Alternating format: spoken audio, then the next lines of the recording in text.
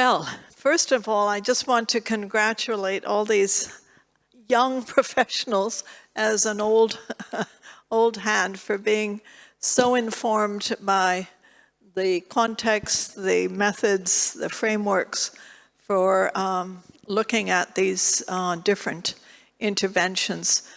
Before we open it up for questions, I'll just pose two that they can think about, that if we have time at the end, they could come back to, if you would, which is one, given what you've studied and given all your experience in the field, how would you have improved the interventions that you studied? And then the second would be, what research would you be interested to do going forward? What are the gaps that you are most intrigued to fill? But let's open it up to our audience. And again, I have trouble seeing, but I see one hand there. Ooh, I see a lot of hands. So why don't we have 2 rounds? I'll move across the room. And introduce yourself when you pose your question. So we've got 1, 2, 3 all in a row, and then I'll come to the others. Yeah? Okay, hi, I'm Rodrigo Oliveira. I'm a researcher here at UNU-WIDER. Thank you so much for the presentations. I think it was a great panel.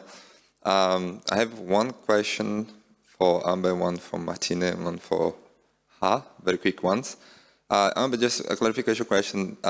Which type of studies do you include? Because I think the number of studies is very large. So is there like only RCTs or what? I'm sorry if I missed that in the presentation. Martina, I think your paper is super interesting. And one thing that was curious, and also I'm sorry if I missed this in the presentation, is whether you have evidence about the impacts of parental leave in Chile and how this can help your result, to understand your results. So for instance, we have a UNU-WIDER working paper that we commissioned about Brazil, and they show the different impacts of parental leave for women and men, and basically there is a maternity penalty for women while there is no maternity penalty for men, and if you have any evidence about Uruguay and how this can help to understand your work. And Tuha I think it's also super interesting work. I'm just a bit curious because the Young Life survey has very little observations, right? Okay. And then when you do the RDT, so maybe the number of observations will be very low. And just to understand what exactly you are estimating there around the discontinuity. Yeah.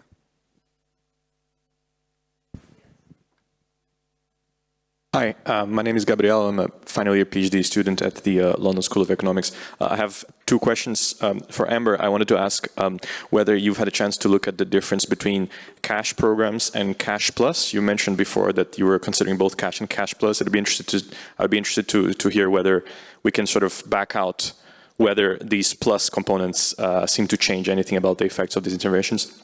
And to Ha, I also wanted to ask you about your result on the gender norms for the kids. I wonder if there is any difference between boys and girls' perception, out of curiosity. Thank you.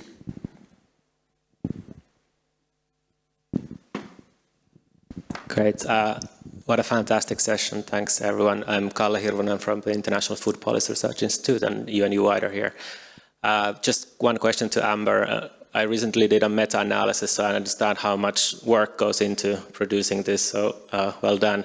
I just wanted to understand also, kind of building on the previous questions, are you going to take the next step and analyze the design aspects of these things? So, I mean, cash versus cash plus is one, but also just zooming into the cash transfer interventions and looking at the value of the transfer and whether that makes a difference.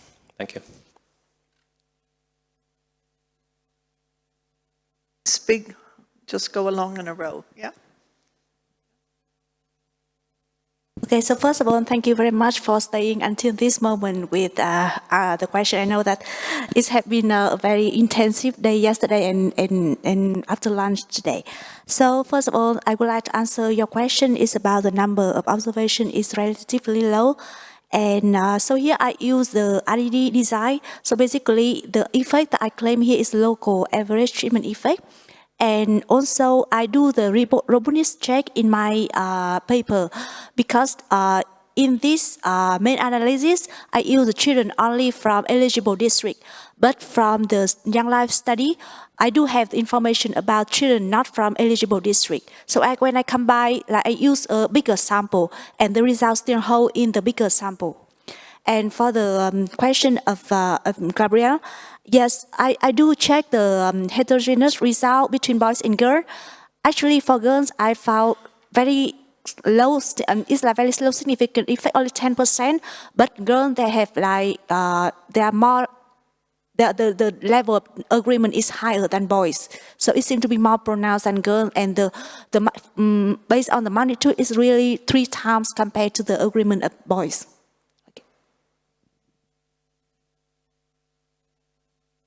Hi, thank you everyone. So I'm gonna start with Rodrigo's questions. We do have robust evidence for Uruguay about the maternity penalty, the motherhood penalty, and it's strong as in other, like in Chile and in other Latin American countries.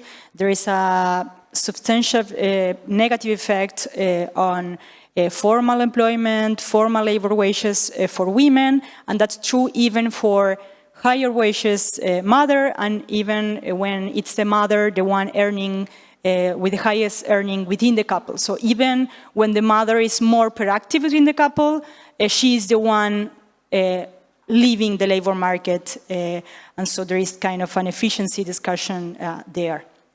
And this policy intended to decrease labor gender gaps. It's kind of not making huge progress on that. So it has been evaluated. It has quite positive effects on retaining women into the labor market, but still they are shouldered with all the burdens of the policy. So they are designed as a family policy aimed at being shared by the father and the mother, but this is still the case that the mothers are the ones taking the burden of the policy. So our intervention aimed at kind of alter that, so alter the gender norms and the intentions to use parental leave by the fathers, but it was not as successful as we wanted. So we have some positive effects on altering gender norms, but that not directly translate to behaviors. So behaviors are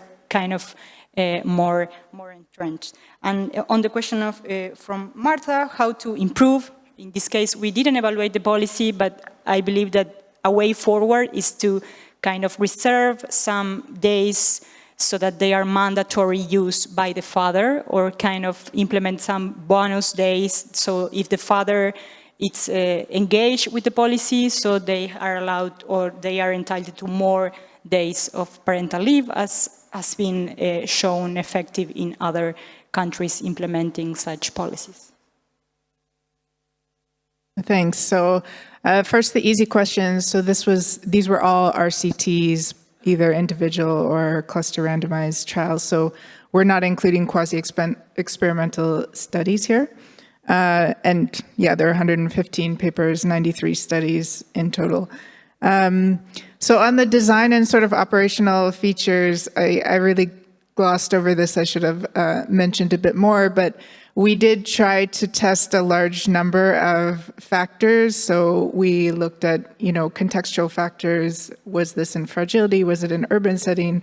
The geographic region. We tested program components, both the plus, if the plus was gender sensitive, value of transfer, duration of the program, duration of the post follow-up survey, and sort of the only thing that we come out being able to say about those implementation and operational features is that conditionalities are correlated with a lower overall effect. And so for all of the other things, they're either, marginally significant or not when we do robustness checks. And so we didn't really want to say anything certain about that. And we were surprised. We were surprised especially about the value of the transfer. We were surprised that gender of the target recipient didn't come up as significantly correlated. But some of this could be because, again, most of these studies had the woman receiving the transfer had some gender targeting already. So yeah, it's sort of unsatisfying, but that's what we came up with.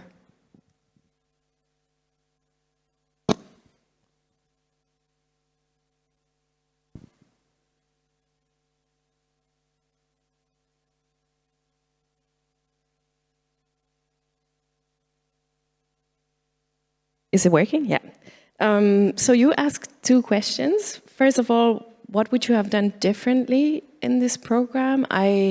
Obviously, I'm very at the beginning of my research, and I didn't really select interventions yet, but obviously what I think can be done better in general in social assistance in fragile contexts is to take a little bit more into account what kind of unintended consequences these programs can have beyond the impacts we are looking at. Because as development practitioners, we often quite limit the way we look at these programs to the impact we want to achieve. So that's really what we look at in evaluations a lot. And I think there is a room to expand that a little bit to potential unintended consequences of these programs. And as I said, they can be both good and bad. For example, here in Sudan, one of the unintended positive impacts of this program that I just showed you is that a lot of women would usually not even go out on the streets. And now that they were receiving cash at public health facilities, they would actually come out. So there was an empowerment element to these programs that we didn't even expect. Do you want me to answer the second one as well? The other question, or can I go? You see, there was a gender dimension in her study.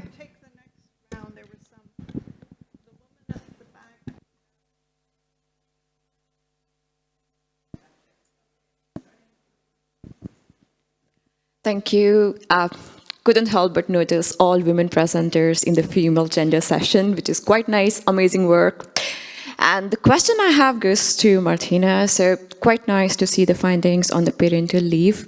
What I was wondering was in terms of the findings, since you find a larger impact for women compared to men when they get information, does it not go back to the baseline awareness about these leaves? Because if more men are engaging in the labor market, they're more likely to know about these parental leaves compared to women who are not participating as much in the market. And that could perhaps explain how these soft nudges increase information more for women compared to men. So if men already know and they're deciding not to take up these parental leaves, they are consciously deciding not to do that. And the question is, why would they do this? And this goes back to the first point of the maternity penalty, right?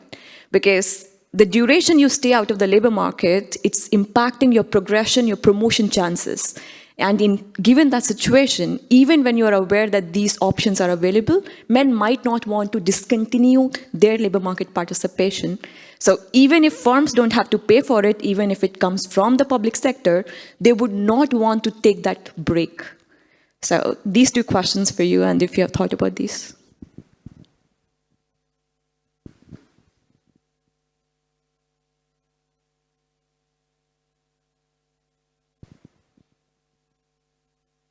Yeah, this is Nasir from Pakistan. So I just start with the last presentation. Then, when you talk about the role of foreign actors, probably the best way to look into this way, what kind of demand is over there, because the sustainability of these intervention would depend if they are the program is demanded. So probably when you look into the role of different actors in terms of shaping the outcome of all these interventions, see where is the demand and what kind of supply is there. Like you mentioned that 4 billion aid is there, but what kind of demand is there? And then the pictures that you show give you a totally different answers, but you are just assuming that it probably give you the idea that they are receiving at the end. The last comment on the way that the presentation show that the cash transfer would actually increase the non-wage employment of the mother.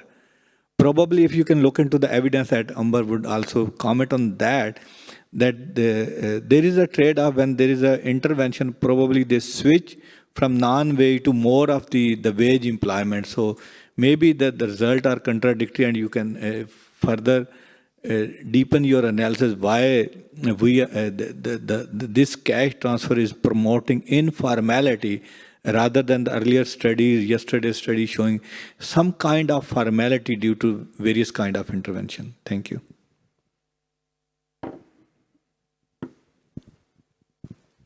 Thank you. I'm Yashodhan Ghorpade from the World Bank. My question is it Martina from Uruguay? I was just, maybe want to quibble a little bit with one interpretation you had at the end about the effects on breastfeeding, because for the policymaker, the only objective is not to increase men's participation. It may well also be to increase the knowledge of breastfeeding and so on. So maybe you want to, qualify that a bit as an unintended effect rather than a backlash, because if there is improved understanding and behavior change related to breastfeeding, that may be good in itself.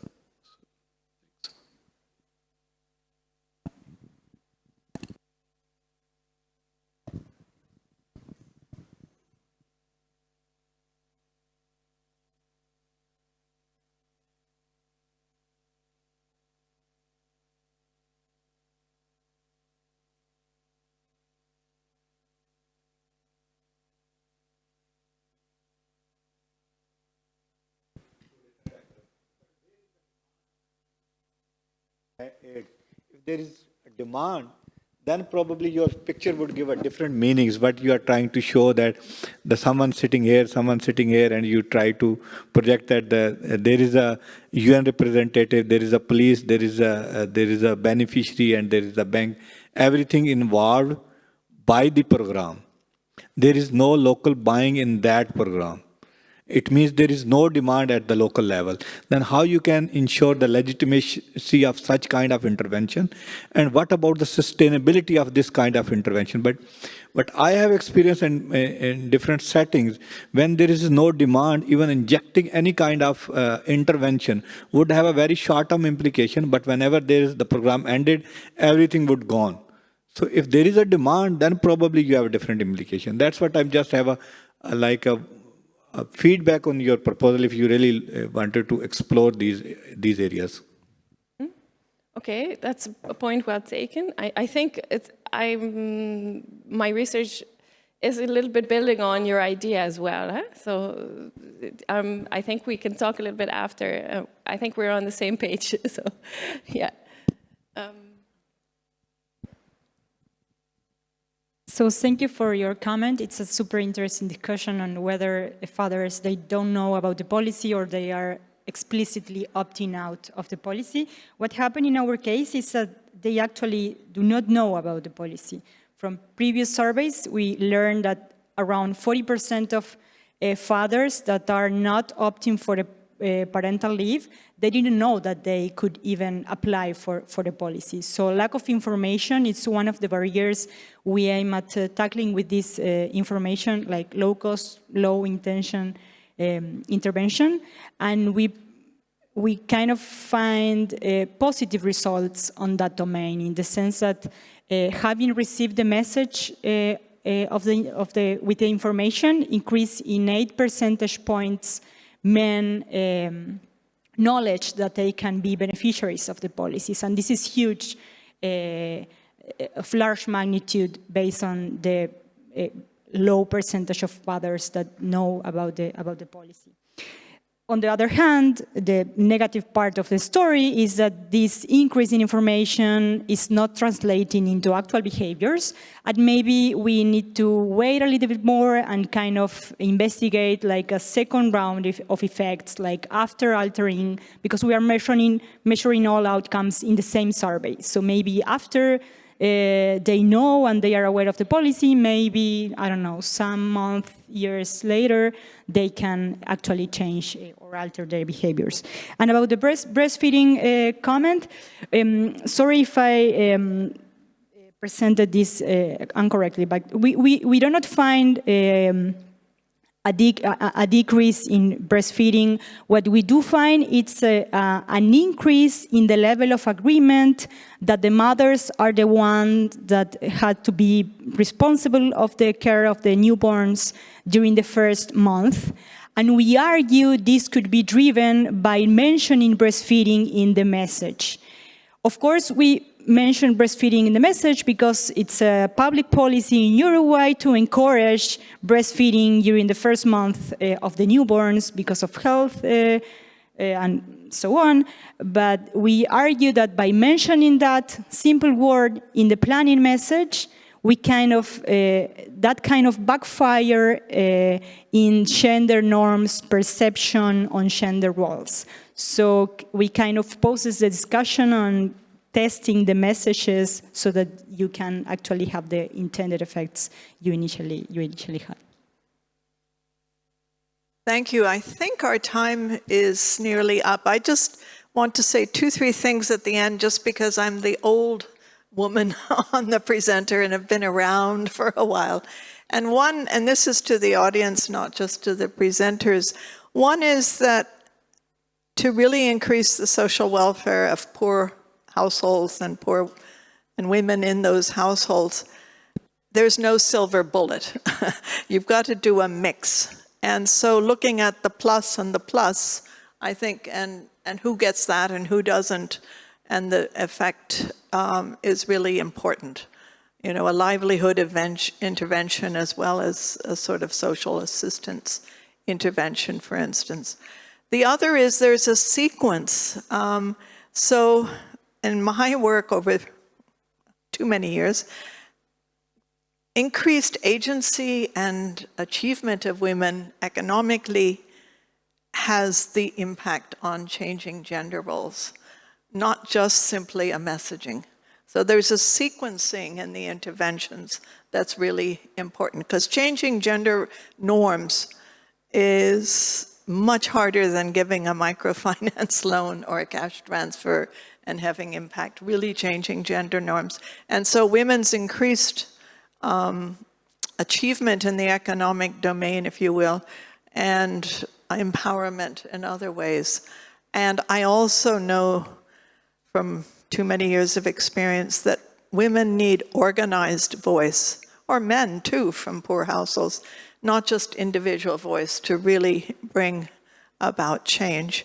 And the only other thing that I'm big on after many years of working on this is intersectionality. So we would have to look for any of these impacts, whether the woman or the man has a formal wage job versus an informal job, because the movement between roles and depends a lot on the type of work and whether they're all from poor households, which I think in this case, all the studies were targeted at poor households. But looking at the intersection of class, ethnicity, employment, residents, whether they're in underserved communities and slums, all of that makes a difference in the impact and the measuring of impact. But I do want to really congratulate all these young professionals for how professionally you presented your theories and your findings, and in your case, your research design. So a round of applause for our excellent presenters.